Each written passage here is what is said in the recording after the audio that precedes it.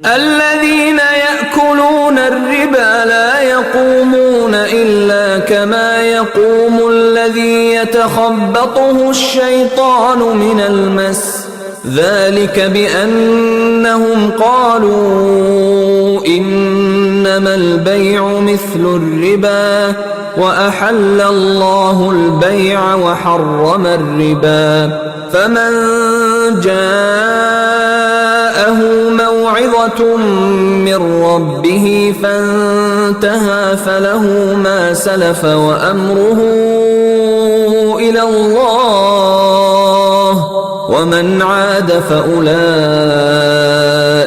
أصحاب النار هم فيها خالدون. എന്നാൽ പലിശ തിന്നുന്നവരോ അവരുടെ ഗതി ചെകുത്താൻ ബാധിച്ച് ഭ്രാന്തു പിടിച്ചവന്റേതുപോലെയാകുന്നു. കച്ചവടവും പലിശ പോലെ തന്നെ എന്ന് വാദിച്ചതുകൊണ്ടത്രേ അവർക്ക് ഈ ഗതി വന്നത്. എന്നാൽ കച്ചവടത്തെ അല്ലാഹു അനുവദിക്കുകയും പലിശയെ നിഷിദ്ധമാക്കുകയുമാണ് ചെയ്തിട്ടുള്ളത്. ആർക്കെങ്കിലും തന്റെ നാഥനിൽ നിന്നുള്ള ഈ ഉപദേശം വന്നെത്തുകയും അങ്ങനെ പലിശ ഇടപാടിൽ നിന്ന് വിരമിക്കുകയും ചെയ്താൽ അയാൾ മുമ്പ് അനുഭവിച്ചത് അനുഭവിച്ചു കഴിഞ്ഞു. ഇനി അവന്റെ കാര്യം അല്ലാഹുവിങ്കലാകുന്നു. ഈ വിധിക്ക് ശേഷം ഇതേ ഇടപാട് തുടരുന്നവർ നരകാവകാശികൾ തന്നെയാകുന്നു. അവരതിൽ നിത്യവാസികളല്ലോ. പലിശയ്ക്ക് റിബ എന്ന വാക്കാണ് ഉപയോഗിച്ചിട്ടുള്ളത്. അതിന്റെ ഭാഷാർത്ഥം വളർച്ച, വർധന എന്നൊക്കെയാണ്. സാങ്കേതികാർത്ഥത്തിൽ അറബികൾ ഈ വാക്കുപയോഗിച്ചിരുന്നത് ഒരാൾ തന്റെ കടക്കാരനിൽ നിന്ന് നിശ്ചിത തോതനുസരിച്ച് മൂലധനത്തിൽ കൂടുതലായി വസൂലാക്കിയിരുന്ന തുകയ്ക്കാണ്. നമ്മുടെ ഭാഷയിൽ പലിശയെന്ന് പറയുന്നതും ഇതിനു തന്നെയാണ്. ഖുർആൻ അവതരിച്ചിരുന്ന കാലത്ത് നടപ്പുണ്ടായിരുന്നതും അറബികൾ റിബ എന്ന് പറഞ്ഞിരുന്നതുമായ പലിശ ഇടപാടുകളുടെ ചില ഉദാഹരണങ്ങൾ കാണുക. ഒരാൾ മറ്റൊരാൾക്ക് വല്ലതും വിൽക്കുകയും വില കൊടുത്തു തീർക്കാൻ ഒരു സമയം നിശ്ചയിക്കുകയും ചെയ്യുന്നു. നിശ്ചിത സമയത്ത് വില കൊടുത്തു തീർക്കാൻ കഴിയാതെ വരുമ്പോൾ കൂടുതൽ സമയം അനുവദിച്ച് വിലയുടെ തുക വർദ്ധിപ്പിക്കുന്നു. ഒരാൾ മറ്റൊരാൾക്ക് വല്ലതും കടം കൊടുക്കുമ്പോൾ ഇത്ര കാലത്തേക്ക് ഇത്ര സംഖ്യ മൂലധനത്തേക്കാൾ കൂടുതൽ കൊടുക്കണമെന്ന് നിശ്ചയിക്കുന്ന രീതിയുമുണ്ടായിരുന്നു. വേറൊരു ഉദാഹരണം, നിശ്ചിത കാലത്തേക്ക് ഒരു പ്രത്യേക തോത് ഉടമസ്ഥനും കടക്കാരനും കൂടി നിശ്ചയിക്കുകയും അക്കാലത്തിനിടയ്ക്ക് മൂലധനവും കൂടുതൽ നിശ്ചയിച്ച സംഖ്യയും കൊടുത്തു വീട്ടാതിരിക്കുന്ന പക്ഷം ആദ്യത്തെ തോത് വർദ്ധിപ്പിച്ച് കൂടുതൽ സമയം അനുവദിച്ചു കൊടുക്കുകയും ചെയ്യുക. ഇത്തരം സ്വഭാവങ്ങളോടുകൂടിയ ഇടപാടുകളുടെ വിധിയാണ് ഇവിടെ വിവരിക്കുന്നത്. ഭ്രാന്ത് പിടിച്ചവന് മജ്നൂൻ എന്ന വാക്കാണ് അറബികൾ ഉപയോഗിച്ചിരുന്നത്. ജിന്ന് ബാധിച്ചവൻ എന്നാണ് അതിനർത്ഥം. ഒരാൾക്ക് ഭ്രാന്ത് പിടിപെട്ടുവെന്ന് പറയേണ്ടി വരുമ്പോൾ അവനെ പിശാച് ബാധിച്ചു എന്നവർ പറഞ്ഞിരുന്നു. പലിശക്കാരെ ഭ്രാന്ത് പിടിച്ചവരോട് ഉപമിച്ചിരിക്കുകയാണ് ഈ സൂക്തം. പലിശ വാങ്ങുന്നവന്റെ ബുദ്ധി ഭ്രമിച്ചിരിക്കുന്നു. സമനില തെറ്റിയ ഭ്രാന്തൻ പ്രവർത്തിക്കുന്നതുപോലെ പലിശക്കാരൻ പണത്തിന്റെ പിന്നാലെ ഭ്രാന്ത് പിടിച്ചോടുന്നു. സ്നേഹത്തിന്റെയും സാഹോദര്യത്തിന്റെയും ദീനാനുകമ്പയുടെയും അടിവേര് നശിക്കുന്നത് അവൻ അറിയുന്നില്ല. സാമൂഹിക നന്മ കേൾക്കുന്ന വിനാശവും അവന് പ്രശ്നമല്ല. ആരുടെയൊക്കെ ദുസ്ഥിതിയിൽ നിന്നാണ് തന്റെ സുസ്ഥിതിക്കുള്ള വിഭവങ്ങൾ ചൂഷണം ചെയ്തുണ്ടാക്കുന്നത് എന്നും സ്വാർത്ഥതയാകുന്ന ഭ്രാന്തിൽപ്പെട്ടത് കാരണം അവർ തീരെ പരിഗണിക്കുകയില്ല. ഇത് ഈ ലോകത്ത് തന്നെയുണ്ടാകുന്ന അവന്റെ ഭ്രാന്താവസ്ഥയാണ്. പരലോകത്ത് മനുഷ്യൻ പുനർജീവിപ്പിക്കപ്പെടുന്നത് ഇഹലോകത്ത് ജീവിതം അവസാനിപ്പിച്ച അതേ അവസ്ഥയിലായിരിക്കും. അതിനാൽ പേ പിടിച്ച് ബുദ്ധി ഭ്രമിച്ചവന്റെ അവസ്ഥയിലായിരിക്കും അന്ത്യനാളിൽ പലിശക്കാരൻ എഴുന്നേൽക്കുക. അവർ കച്ചവടവും പലിശയും തുല്യമാണെന്ന് വാദിക്കുന്നു. പലിശയുടെ സ്വഭാവവും കച്ചവടത്തിൽ മൂലധനത്തിന്മേൽ വാങ്ങുന്ന ലാഭത്തിന്റെ സ്വഭാവവും തമ്മിലുള്ള അന്തരം ഗ്രഹിക്കാത്തതുകൊണ്ടാണത്. കച്ചവടത്തിൽ ഇറക്കിയ പണത്തിന് ലാഭം അനുവദനീയമാണെങ്കിൽ കടം കൊടുത്ത പണത്തിന് ലാഭം എങ്ങനെ നിഷിദ്ധമായി എന്നാണ് അവരുടെ ന്യായം. ഇക്കാലത്തെ പലിശ വ്യാപാരികളും ഇതേ ന്യായവാദങ്ങൾ ഉന്നയിക്കാറുണ്ട്. അവർ പറയുന്നു, ഒരാൾ സ്വയം ലാഭമുണ്ടാക്കാൻ കഴിയുന്ന തന്റെ മൂലധനം കടമായി മറ്റൊരാളെ ഏൽപ്പിക്കുന്നു. കടം വാങ്ങിയ വ്യക്തിയും അതിൽ നിന്ന് ലാഭമെടുക്കുകയാണ് ചെയ്യുന്നത്. എന്നിരിക്കെ കടം നൽകുന്നവന്റെ പണം കൊണ്ട് കടം വാങ്ങിയവൻ സമ്പാദിക്കുന്ന ലാഭത്തിൽ ഒരു ഭാഗം കടം നൽകിയവന് എന്തുകൊണ്ട് നൽകിക്കൂടാ? എന്നാൽ ഒരു യാഥാർത്ഥ്യത്തെക്കുറിച്ച് ഇക്കൂട്ടർ ചിന്തിക്കുന്നില്ല. ലോകത്ത് നടക്കുന്ന ഒരിടപാടും നഷ്ടസാധ്യതയിൽ നിന്ന് തികച്ചും ഒഴിവായതല്ല. അത് കച്ചവടമോ വ്യവസായമോ കൃഷിയോ ഏതാവട്ടെ, അധ്വാനം കൊണ്ട് മാത്രം നടത്തുന്നവയാകട്ടെ, അധ്വാനവും മൂലധനവും വഴി നിർവഹിക്കുന്നതാകട്ടെ, അവയൊന്നും നിശ്ചിതമായ ഒരു ലാഭം ലഭിക്കുമെന്ന് ഉറപ്പു നൽകുന്നുമില്ല. എന്നിരിക്കെ കടം കൊടുക്കുന്ന മുതലാളി മാത്രം നഷ്ടത്തിന്റെ എല്ലാ സാധ്യതയിൽ നിന്നും സുരക്ഷിതനായി ഒരു നിശ്ചിത ലാഭത്തിന് നിർബന്ധപൂർവം അവകാശിയായി നിലകൊള്ളുന്നതിന്റെ ന്യായമെന്ത്? ലാഭകരമല്ലാത്ത ആവശ്യങ്ങൾക്കായി കടം വാങ്ങുന്നവരുടെ കാര്യം തൽക്കാലം വിട്ടേക്കുക. തോതിന്റെ ഏറ്റക്കുറവ് പ്രശ്നവും അവഗണിച്ചേക്കുക. ലാഭകരമായ പ്രവൃത്തികളിൽ മുതലിറക്കാനാണ് കടം വാങ്ങുന്നതെന്നും പലിശയുടെ തുക വളരെ തുച്ഛമാണെന്നും തന്നെ വയ്ക്കുക.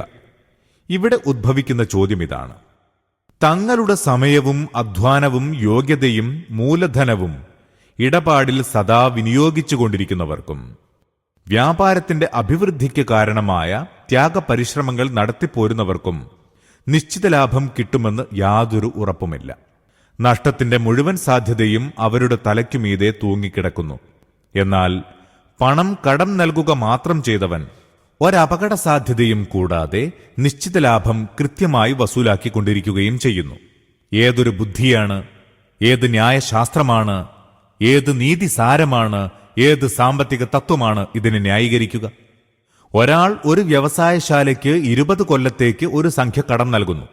വരുന്ന 20 കൊല്ലം വരെ വർഷാന്തം 5% തോതിൽ ലാഭം വസൂലാക്കാൻ തനിക്ക് അവകാശമുണ്ടെന്ന് ഇന്നു തന്നെ തീരുമാനിക്കുകയും ചെയ്യുന്നു. ആ വ്യവസായശാല ഉൽപ്പാദിപ്പിക്കുന്ന ഉൽപ്പന്നങ്ങൾക്ക് വരുന്ന 20 കൊല്ലത്തിനകം മാർക്കറ്റിൽ എന്തു വില കിട്ടുമെന്നോ വിലയിൽ എത്ര കണ്ട് ഉയർച്ച താഴ്ചകൾ ഉണ്ടാകുമെന്നോ ആർക്കും അറിഞ്ഞുകൂടാ.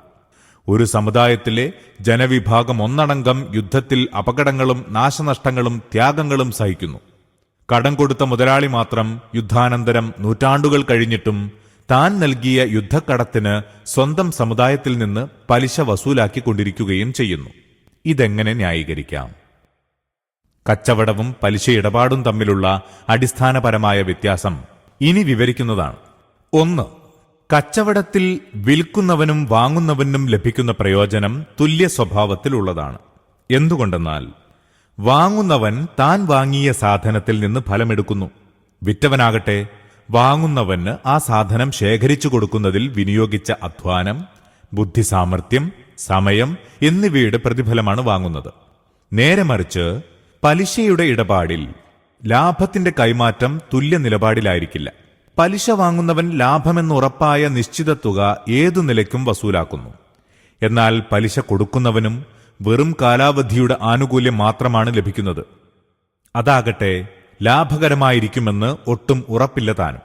അവൻ കടം വാങ്ങിയത് വ്യക്തിപരമായ ആവശ്യങ്ങൾക്ക് ചെലവഴിക്കാൻ വേണ്ടിയാണെങ്കിൽ കാലാവധി അവന് തീരെ ലാഭകരമല്ലെന്നത് വ്യക്തമാണ്. ഇനി കച്ചവടം, കൃഷി, വ്യവസായം, തൊഴിൽ എന്നിവയിൽ മുതലിറക്കാനാണ് വാങ്ങിയതെങ്കിലും കാലാവധിയിൽ ലാഭത്തിന് സാധ്യതയുള്ള അത്ര തന്നെ നഷ്ടത്തിനും സാധ്യതയുണ്ട്. അതിനാൽ പലിശയിടപാട് ഒന്നുകിൽ ഒരു കക്ഷിക്ക് ലാഭവും മറ്റേ കക്ഷിക്ക് നഷ്ടവുമായിരിക്കും. അല്ലെങ്കിൽ ഒരു കക്ഷിക്ക് ഉറച്ചതും നിർണിതവുമായ ലാഭവും മറ്റേ കക്ഷിക്ക് അനിശ്ചിതമായ ലാഭവുമായിരിക്കും അതിന്റെ ഫലം. 2. കച്ചവടത്തിൽ വിൽക്കുന്നവൻ വാങ്ങുന്നവനിൽ നിന്ന് എത്ര കൂടുതൽ ലാഭമെടുത്താലും ഒരിക്കൽ മാത്രമാണ് എടുക്കുന്നത്. എന്നാൽ പലിശ ഇടപാടിൽ ധനം നൽകുന്നവൻ തന്റെ ധനത്തിന് തുടർച്ചയായി ലാഭം വസൂലാക്കിക്കൊണ്ടിരിക്കുന്നു. സമയത്തിന്റെ ഗതിക്കൊപ്പം അവന്റെ ലാഭവും വളർന്നുകൊണ്ടിരിക്കും. കടം വാങ്ങിയവൻ ആ ധനം വഴി എത്ര തന്നെ ലാഭമെടുത്താലും അതിന്റെ ഫലം ഒരു പ്രത്യേക പരിധിവരെ മാത്രമായിരിക്കും. നേരെ മറിച്ച് കടം കൊടുത്തവൻ അനുഭവിക്കുന്ന ഫലത്തിന് ഒരതിർത്തിയുമില്ല. കടം വാങ്ങിയവന്റെ മുഴുവൻ സമ്പാദ്യവും മുഴുവൻ ജീവിത ഉപകരണങ്ങളും അവൻ നാണം മറയ്ക്കുന്ന വസ്ത്രവും കഞ്ഞി കുടിക്കുന്ന പാത്രങ്ങളും കൂടി പലിശ മുതലാളി തട്ടിയെടുത്തെന്നിരിക്കും. എന്നിട്ടും ചിലപ്പോൾ കടക്കാരന്റെ ബാധ്യത അവശേഷിക്കുകയും ചെയ്യും. 3. കച്ചവടത്തിൽ സാധനവും അതിന്റെ വിലയും കൈമാറുന്നതോടെ ഇടപാട് അവസാനിക്കുന്നു. അനന്തരം വാങ്ങിയവൻ വിറ്റവന് യാതൊന്നും മടക്കി കൊടുക്കേണ്ടതില്ല. വീട്, ഭൂമി, സാമാനങ്ങൾ എന്നിവയുടെ വാടകയിൽ വസ്തു ഉപയോഗിക്കുന്നതിന്റെ പ്രതിഫലമാണല്ലോ നൽകപ്പെടുന്നത്. അവ നശിക്കാതെ നിലനിൽക്കുന്നു. അതേ വസ്തു തന്നെ ഉടമസ്ഥന് മടക്കി കൊടുക്കുകയും ചെയ്യുന്നു. എന്നാൽ പലിശ ഇടപാടിൽ കടം വാങ്ങിയവൻ മൂലധനം ചെലവാക്കി കഴിഞ്ഞിരിക്കും. അങ്ങനെ ചെലവഴിച്ച ധനം വീണ്ടും ഉൽപ്പാദിപ്പിച്ച് വർധനവോടുകൂടിയാണ് മടക്കി കൊടുക്കേണ്ടി വരുന്നത്. 4. കച്ചവടം, വ്യവസായം, തൊഴിൽ, കൃഷി എന്നിവയിൽ ഏർപ്പെടുന്നവർ അധ്വാനവും സാമർഥ്യവും സമയവും വിനിയോഗിച്ച് അതിന്റെ ഫലം ആസ്വദിക്കുന്നു. എന്നാൽ പലിശ വ്യാപാരി തന്റെ ആവശ്യത്തിൽ കൂടുതലുള്ള ധനം കടം കൊടുത്ത് ഒരുവിധ അധ്വാനവും ബുദ്ധിമുട്ടും കൂടാതെ അന്യരുടെ സമ്പാദത്തിലെ മികച്ച പങ്കാളിയായി തീരുകയാണ് ചെയ്യുന്നത്. അവന്റെ നിലപാട് ലാഭത്തിലും നഷ്ടത്തിലും പങ്കുവഹിക്കുകയും ലാഭത്തിലുള്ള പങ്ക് ലാഭത്തിന്റെ തോതനുസരിച്ചായിരിക്കുകയും ചെയ്യുന്ന സാങ്കേതികാർത്ഥത്തിലുള്ള പങ്കുകാരന്റേതല്ല. ലാഭവും നഷ്ടവും നോക്കാതെ, ലാഭത്തോത് പരിഗണിക്കാതെ നിശ്ചിത ലാഭത്തിനു വേണ്ടി വാദിക്കുന്ന പങ്കാളിയുടേതാണ്. ഇക്കാരണങ്ങളാൽ കച്ചവടത്തിന്റെ സാമ്പത്തിക നിലപാടും പലിശയുടെ സാമ്പത്തിക നിലപാടും തമ്മിൽ ഭീമമായ അന്തരമുണ്ടായിത്തീരുന്നു. കച്ചവടം നാഗരികതയുടെ നിർമ്മാണശക്തിയായി വർത്തിക്കുമ്പോൾ പലിശ അതിന്റെ നാശത്തിന് കാരണമായി ഭവിക്കുന്നു. ഇനി ധാർമ്മികമായി നോക്കുന്ന പക്ഷം വ്യക്തികളിൽ ലുബ്ധ്, സ്വാർത്ഥത, കഠിന മനസ്കത, ഭയമില്ലായ്മ, ധനപൂജ തുടങ്ങിയ ദുർഗുണങ്ങൾ സൃഷ്ടിച്ചുവിടുന്നു. അനുഭാവം, സഹാനുഭൂതി, പരസ്പര സഹായം എന്നിവയുടെ ചൈതന്യം തീരെ നശിപ്പിച്ചു കളയുകയും ചെയ്യുന്നു. ഇതെല്ലാം പലിശയുടെ സഹജമായ സ്വഭാവമാണ്. ഈ അടിസ്ഥാനത്തിൽ പലിശ സാമ്പത്തികമായും ധാർമ്മികമായും മനുഷ്യവംശത്തിന് നാശഹേതുവത്രേ. മുമ്പ് അനുഭവിച്ചത് അനുഭവിച്ചു കഴിഞ്ഞു എന്ന് പറഞ്ഞതിനർത്ഥം അവൻ വാങ്ങി തിന്നതെല്ലാം അള്ളാഹു മാപ്പ് ചെയ്തു കൊടുക്കുമെന്നല്ല, അള്ളാഹുവിങ്കലാണ് അവന്റെ കാര്യമെന്നാണ്. നിയമപരമായ ആനുകൂല്യം മാത്രമാണ് അതുകൊണ്ട് ഉദ്ദേശിക്കപ്പെടുന്നത്. അതായത്, മുമ്പ് വാങ്ങിക്കഴിഞ്ഞ പലിശ മടക്കിക്കൊടുക്കാൻ നിയമപരമായി അവനോട് ആവശ്യപ്പെടുകയില്ല. കാരണം അങ്ങനെ ആവശ്യപ്പെടുന്ന പക്ഷം എവിടെയും അവസാനിക്കാത്ത പരമ്പര അതുവഴി ആരംഭിച്ചേക്കും. പക്ഷേ ധാർമ്മികമായി നോക്കുമ്പോൾ ഒരാൾ പലിശ വ്യാപാരം വഴി സമ്പാദിച്ചുണ്ടാക്കിയ ധനത്തിന്റെ മലിനത പഴയ നിലയ്ക്ക് തന്നെ അവശേഷിക്കുന്നതാണ്. എന്നാൽ ഇസ്ലാം സ്വീകരിച്ചതിനാൽ അവന്റെ സാമ്പത്തികവും ധാർമ്മികവുമായ വീക്ഷണഗതിക്ക് യഥാർത്ഥമായും മാറ്റം സംഭവിക്കേണ്ടതുണ്ട്. അവൻ നിഷിദ്ധമാർഗങ്ങളിലൂടെ സമ്പാദിച്ചിട്ടുള്ള ധനം സ്വന്തം ആവശ്യങ്ങൾക്കായി ചെലവഴിക്കുന്നത് കഴിയുന്നത്ര സൂക്ഷിക്കേണ്ടതാണ്. തന്റെ പക്കലുള്ള ധനത്തിന്റെ സാക്ഷാൽ അവകാശികളെ കണ്ടുപിടിച്ച് മടക്കിക്കൊടുക്കാനും അവകാശികളെ കണ്ടുപിടിക്കാൻ കഴിയാത്ത ഭാഗം സ്വന്തം ആവശ്യങ്ങൾക്ക് ചെലവാക്കുന്നതിനു പകരം സമൂഹ നന്മയ്ക്കായി ചെലവ് ചെയ്യാനും കഴിവത് പരിശ്രമിക്കണം. ഇതേ കർമ്മനയമായിരിക്കും അള്ളാഹുവിന്റെ ശിക്ഷയിൽ നിന്ന് അവനെ രക്ഷിക്കുന്നത്. മുമ്പ് നിഷിദ്ധമായി സമ്പാദിച്ച് ധനം ആസ്വദിച്ച് പഴയപടി സുഖിച്ചു വാഴുന്നവരെ സംബന്ധിച്ചിടത്തോളം നിഷിദ്ധ ധനം ആസ്വദിച്ചതിന്റെ പേരിൽ ശിക്ഷ അനുഭവിക്കേണ്ടി വന്നേക്കാം. الذين يأكلون الربا لا يقومون إلا كما يقوم الذي يتخبطه الشيطان من المس